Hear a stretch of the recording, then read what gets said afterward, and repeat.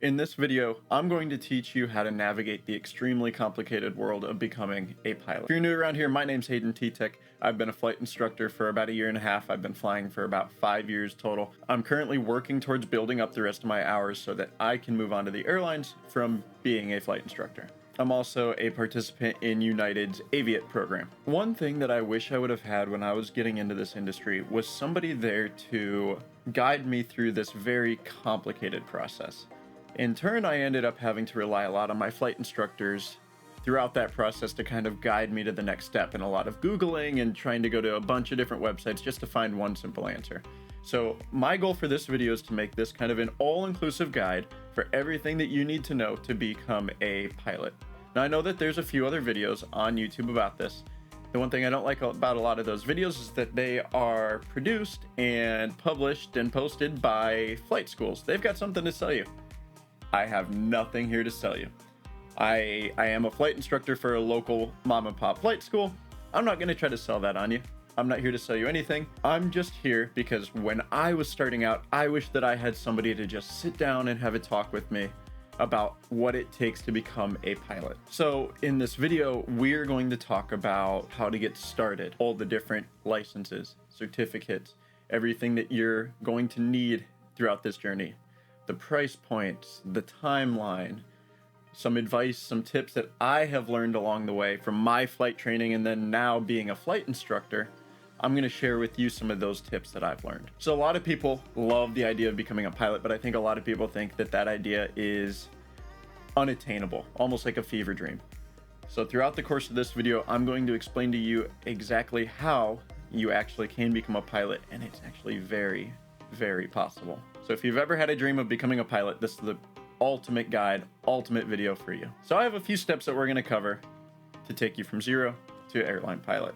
Step 1, watch this entire video. Make sure that this is something that you actually want to pursue. The idea of becoming a pilot can seem extremely glamorous, but a lot of people don't understand how much effort and dedication that it actually takes to get through this whole process. There are a lot more local airports than people seem to realize. Most towns have a little airport. A lot of these little airports have flight schools at them.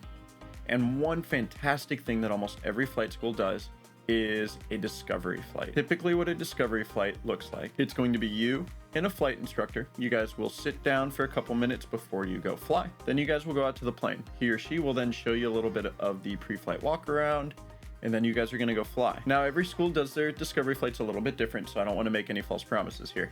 But the way that we do them at the place that I work is the student gets to taxi. The flight instructor does all of their checks, and then you guys taxi up to the runway, and most of the time the instructor is going to allow the student or the person they're doing the discovery flight with take off. Typically then the instructor is going to take back over, climb you guys up to a safe altitude, and then from there he's going to just run you through some of the very basics of flying an airplane.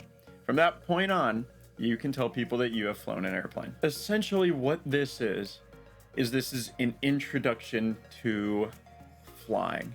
This is a way to tell if this is something that you could actually see yourself spending a lot of time and dedication to it. Another fantastic thing that this does is this gives you one-on-one experience, a one-on-one time with a flight instructor to where you can ask any questions that you may have. He or she is going to have been down that road before. They're going to be able to walk you through everything that it takes to get from where you're at now, just starting out, all the way up to where you want to be. So let's say that you do your discovery flight and you absolutely fall in love with it. You've been bitten by the aviation bug and you see that this is something that you genuinely want to pursue. Your next step is going to be, do you want to do this as a hobby or do you want to do this as a career? Try to make that distinction beforehand. If you don't know, I recommend at least getting your private pilot's license, which we're going to talk about in a minute, and then you can go from there. One nice thing about pilot certificates is they don't expire. So let's say you want to get your feet wet, you want to get your hands a little dirty, you want to get into this a little bit, get your private pilot's license, which we're going to talk about more in a minute, and you've got that for the rest of your life. That's valid for the rest of your life. So if you decide later on down the line that you want to make this into a career, you already have that first step knocked out. You can jump into step number 2. The next step is going to be, this is still before you even start flight training. So far you've watched this video and you've done a discovery flight. Next step, in order for you to fly a plane by yourself and earn any sort of pilot certificate, you need an FAA medical. Essentially what that is you're going to go visit an FAA AME, Aviation Medical Examiner. What they're going to be looking out for is things that are going to make you a potential hazard when operating an airplane by yourself. For the average healthy person, it should be no problem obtaining this. But there are things that could disqualify you. I would say probably one of the most common ones would be being colorblind. You're definitely going to be very, very limited on what you can do if you're colorblind. A common misunderstanding is that if you wear glasses, you can't be a pilot.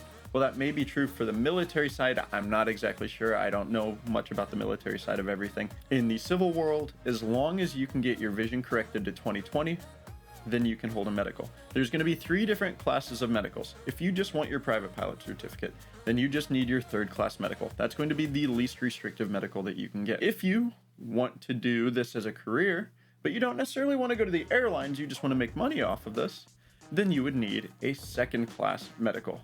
That's going to be a nice kind of middle ground. And then finally, if you want to become an airline pilot, you're going to need a 1st class medical. Now, a lot of you guys are going to think, well, I'm just starting out flight training. I'll just get a 3rd class medical for now, and then we can go back and get the 1st class now. If you genuinely want to pursue this as a career, get your 1st class now just to make sure that you can. The world of medicals is a little bit complicated, but put simply, throughout your entire flight training, one medical will last you 5 years. One 1st class medical will last you 5 years. It's a little bit more in depth with it than that, but that is the simple version. So go ahead and just get that 1st class medical just to make sure that you can, and that's going to allow you to do everything. It's also much easier to renew a 1st class medical than it would be to jump from a 3rd class to a 1st class. The FAA on their website has an AME locator, and I'll have that link down in the description for you. Whenever you do your discovery flight, the CFI should also be able to provide you a list of local AMEs. Essentially what you're going to do is you're going to give them a call. You're going to say, hey, I'd like to come in for my 1st, 2nd, 3rd class medical. They then are going to tell you that you need to go to a website called Med Express, and it's going to be a pretty quick questionnaire. Now, it does go pretty far in depth, so make sure that you have the ability to answer questions about your medical history. It will be extremely tempting and extremely easy to lie on this form. Do not do it. If you lie on this form now, and then 5 years down the line, 10 years down the line, the FAA figures out that you are lying about that, more than likely it's going to be the end of your flying days. A lot of medical examiners will even answer questions over the phone. So if there's something that you are unsure about if it's going to be disqualifying, or if you are unsure about a question on the Med Express form, call up the medical examiner, and they're probably not even going to ask you your name. So call them up and say, hey, I've got a history of this. Is this going to be a problem in obtaining my medical? They're probably going to give you pointers in the right direction of steps that you can take to when you finally go in for your medical. It is much, much easier to get that done. It is extremely difficult for a denied medical to become an accepted one. So make sure that you know everything about any conditions that you have and what the examiner is going to want to see before you even step foot in that door. He might ask you to bring in a bunch of extra paperwork. That's so much easier than it getting denied and then you having to fight the FAA over it. Typically, a 1st class medical is going to cost you about $150. But like I mentioned before, one medical will get you through the entire course of your training. All right, so you've gotten your medical now. Next is going to be to start flight training. This is the moment that we've been waiting for, right? The first decision that you're going to have to make is there's 2 types of flight school. You're going to hear the word part in your aviation journey quite a bit. Essentially what that refers to is a part of the regulations. So we have 2 different types of flight schools that are governed by 2 different parts of the regulations. We call them Part 61 and Part 141.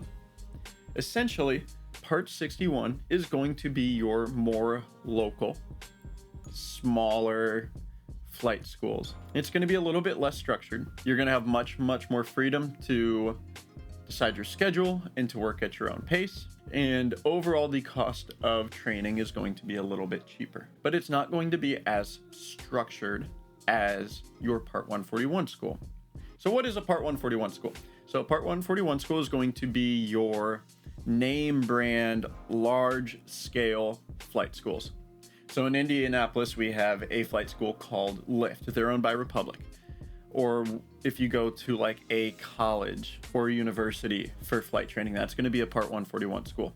Essentially, you're going to follow a structured, strict curriculum published by the FAA. Your cost of training is going to be a little bit higher. Most of the time, you also have to adhere to very strict weather minimums. So some of the pros of that is if you want a more structured environment, that would be a good option for you. Now understand that you're going to probably have to treat it almost like a full-time job if you go that route. It's going to be a full-time thing. It's not going to be kind of a work as you go ordeal. Another pro to a 141 university is that you can often take student loans out. Now we're going to cover funding more on at the very end of this video, so don't make that the determining factor. A 141 program most of the time is also going to take longer than a Part 61 school. Often depends on the school and the individual.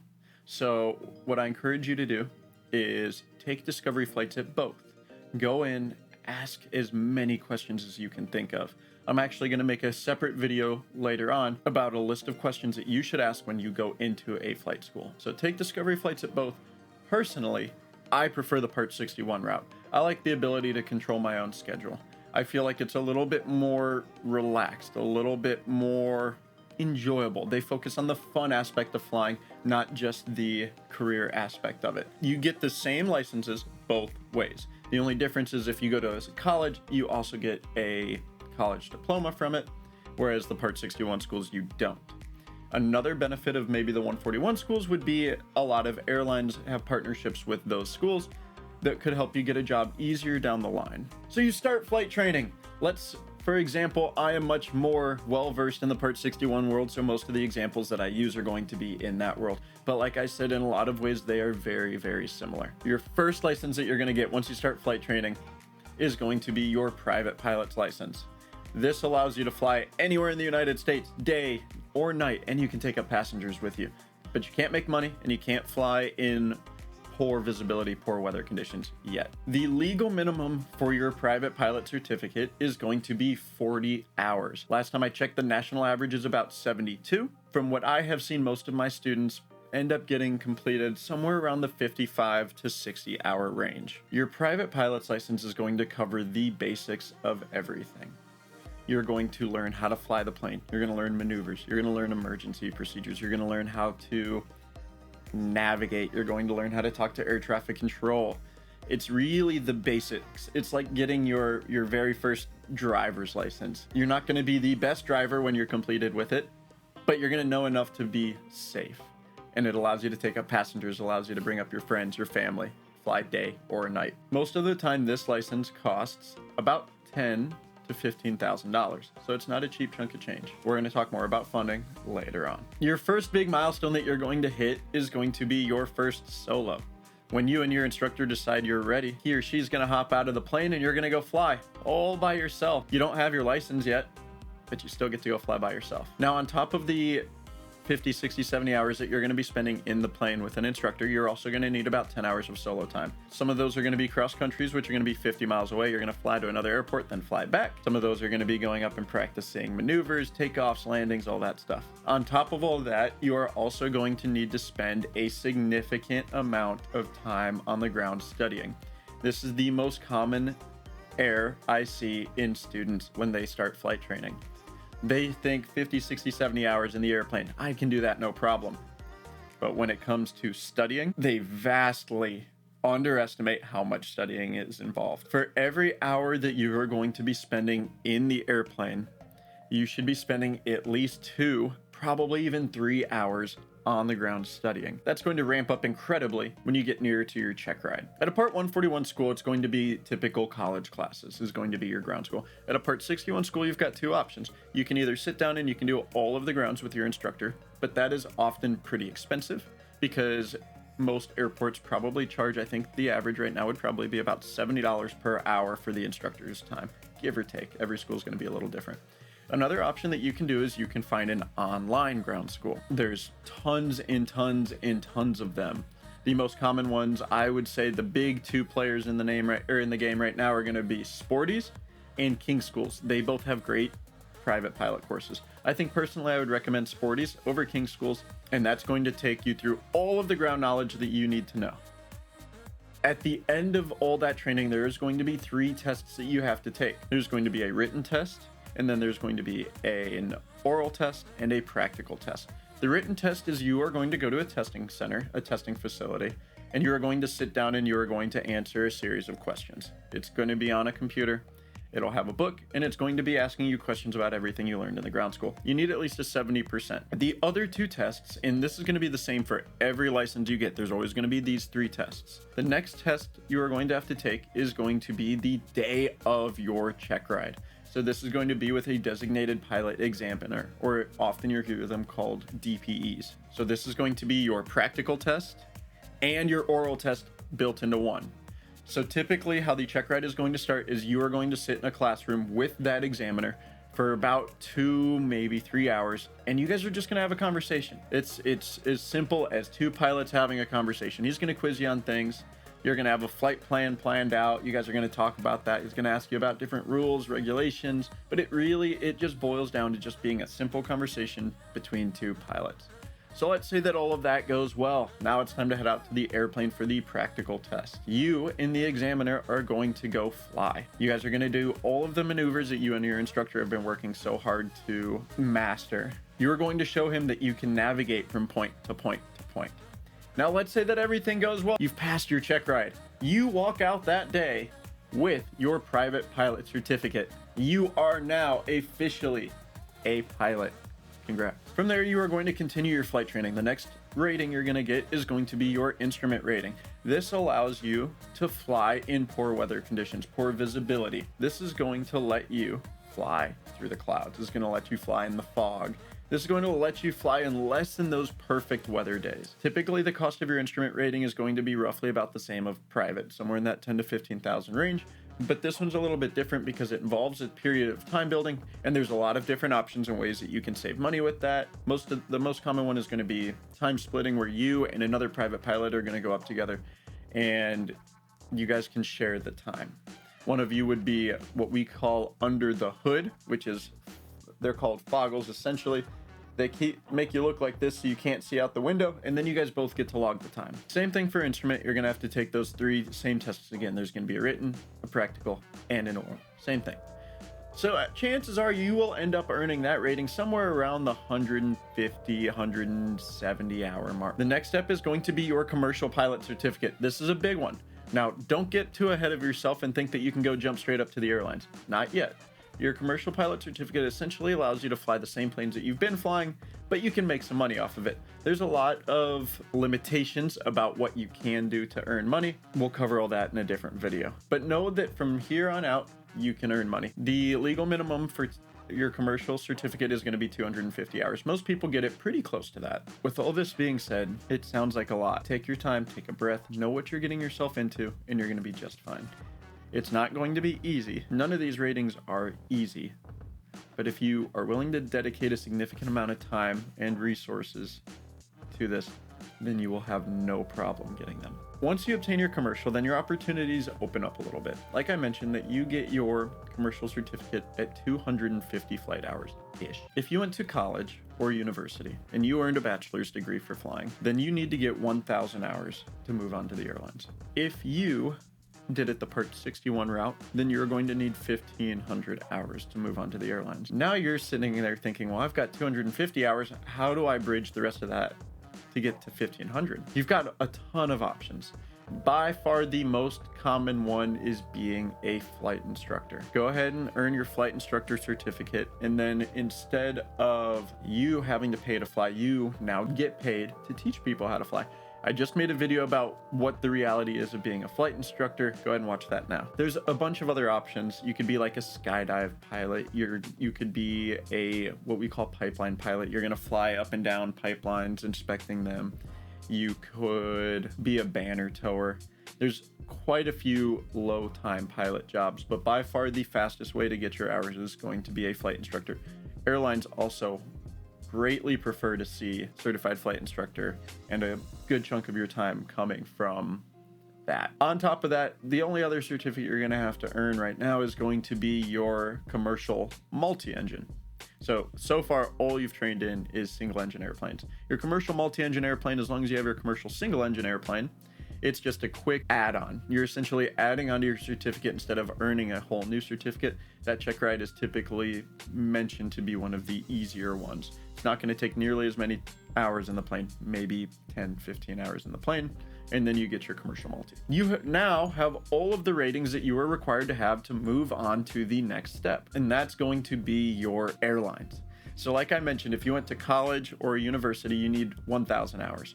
If you went to a Part 61 school, you need 1,500 hours. If you're a flight instructor, most people can obtain that in about 2 years. Now, the airline hiring market changes every single night. You go from the best of the best to the lows of the lows all the time. Right now, we're in a little bit of a slump, but it's definitely obtainable to get a job. So my advice to you is, while you're an instructor or doing whatever it is, find other ways to build up your resume. Find volunteer opportunities. Find leadership roles that you can be in. Start mentoring people. Build your resources. By far the most important part of this journey from instructor to professional pilot is going to be having resources, having connections, and networking. I cannot stress this enough. If you know people, they will write you letters of recommendation, and it will help you get your next job. It is essential. So join Facebook groups, go hang out at the airport. Naturally, the more time you spend at the airport, you're going to meet people. You're also going to have coworkers as a flight instructor that are going to probably move on faster than you because they started sooner than you. Keep these relationships solid. Pretend that every single person you meet from here on out could be the key to your next job. I cannot stress this enough.